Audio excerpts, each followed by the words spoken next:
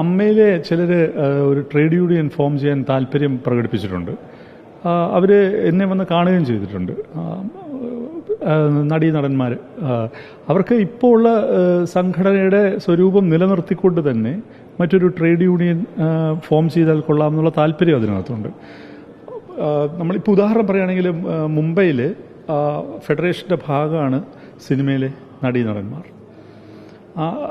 Trade യൂണിയനായിട്ട് തന്നെ affiliate ചെയ്തിട്ടുണ്ട്. അപ്പോൾ അത്തരത്തിലുള്ളൊരു സാധ്യത ഇവിടെ ഉണ്ടാകുമോ എൻ്റെ അടുത്ത് ചിലരെങ്കിലും സംസാരിച്ചിട്ടുണ്ട്. പക്ഷെ നമ്മുടെ മുമ്പിൽ ഇപ്പോൾ അങ്ങനെ ഒരു കൺസേൺ ഇല്ല. കാര്യം നമുക്കിപ്പോൾ 21 യൂണിയനുകളുണ്ട്. പുതിയൊരു യൂണിയനെ അഫിലിയേറ്റ് ചെയ്യണമെങ്കിൽ അത് ജനറൽ കൗൺസിലിൻ്റെ അംഗീകാരം വേണം. അതിന്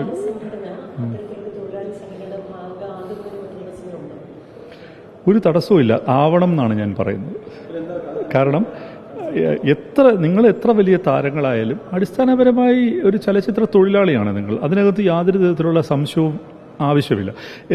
നമ്മുടെ ബഹുമാനപ്പെട്ട ശ്രീ മമ്മൂട്ടി വളരെ മുമ്പേ ഈ അഭിപ്രായം പറഞ്ഞിട്ടുണ്ട്.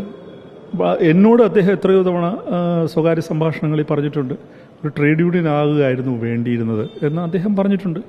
മറ്റു പലരും പറഞ്ഞിട്ടുണ്ട്. ട്രേഡ് യൂണിയൻ ആവണം എന്ന് തന്നെയാണ് എൻ്റെ അഭിപ്രായം. അത് ഞങ്ങളിൽ അഫിലിയേറ്റ് ചെയ്യണോ വേണ്ടയോ എന്നൊക്കെ ഉള്ളത് രണ്ടാമത്തെ കാര്യം. അല്ല, ഞങ്ങൾക്കിപ്പോൾ പുതിയൊരു അഫിലിയേറ്റിനെ താല്പര്യമില്ല എന്നുള്ളതാണ് പറഞ്ഞത്. അവർക്ക് ട്രേഡ് യൂണിയൻ ഫോം ചെയ്യാം, അത് അവരുടെ റൈറ്റാണ്.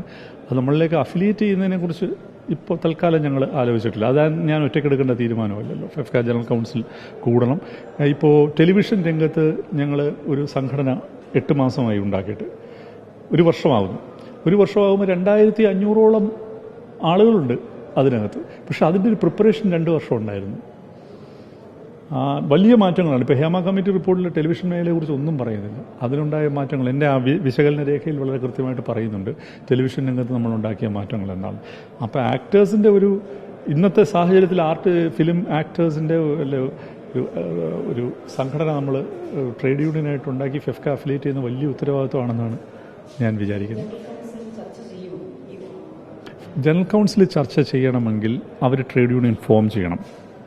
ഫോം ചെയ്ത് ഫോർമലായിട്ട് ഞങ്ങൾക്കൊരു അപേക്ഷ തരണം. അതല്ലെങ്കിൽ ഞങ്ങളിങ്ങനെ ഫോം ചെയ്യാൻ ഉദ്ദേശിക്കുന്നു, ഞങ്ങൾ നിങ്ങളിലാണ് അഫിലിയേറ്റ് ചെയ്യാൻ ഉദ്ദേശിക്കുന്നത് എന്ന് പറഞ്ഞ് കൃത്യമായ പേര് വിവരങ്ങളോടെ എഴുതി തന്നാൽ മാത്രമേ ജനറൽ കൗൺസിലിൽ ചർച്ച ചെയ്യാൻ പറ്റുള്ളൂ. ഉണ്ട്. എനിക്ക് തോന്നുന്നത് അവർക്ക് ഇപ്പോഴത്തെ ഒരു ഈ കാലത്ത് ഒരു ട്രേഡ് യൂണിയൻ ആകേണ്ടതിൻ്റെ ആവശ്യകത ഈ സന്ദർഭം അവരെ നിർബന്ധിക്കുന്നുണ്ട്. ആ ആവശ്യകതയെക്കുറിച്ച് അവർക്ക് മനസ്സിലായി എന്നാണ് എനിക്ക് തോന്നുന്നത്. പരിഗണിക്കുമെന്ന് ഞാൻ പറഞ്ഞിട്ടേ ഇല്ല. അവർ തീരുമാനമെടുക്കണം, ഫോർമലായിട്ട് റിക്വസ്റ്റ് തരണം. റിക്വസ്റ്റ് തന്നാലും എളുപ്പത്തിൽ അത് പരിഗണിക്കപ്പെടാൻ നമുക്കിപ്പോൾ നിർവാഹമില്ല. 21 യൂണിയനുകളുണ്ട് നമുക്ക്.